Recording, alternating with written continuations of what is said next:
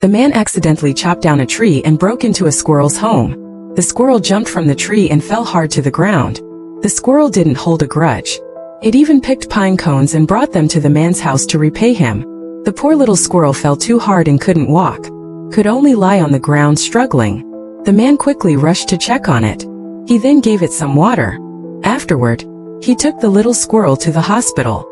After taking pictures, they discovered the squirrel's hind leg was broken. The doctor put a cast on the squirrel's leg. The man decided to take the squirrel home afterward. Back home, the man felt guilty.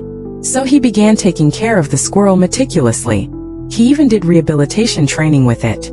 He prepared many delicious foods for it. As long as the squirrel liked it, the man would provide it. The man's girlfriend also really liked the little squirrel.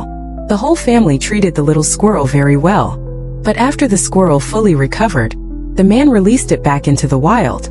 One day not long after, the man heard a noise outside his door.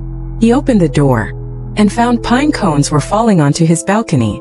He looked up, and it turned out the little squirrel had returned. The squirrel had picked its favorite nuts and brought them to the man as a gift. This was to thank him for saving its life. The balcony was also filled with pine cones the squirrel had brought. Since then, the squirrel has often visited the man's house. Every time the man would prepare a lot of delicious food for it. The cats at home were also very curious about the new friend.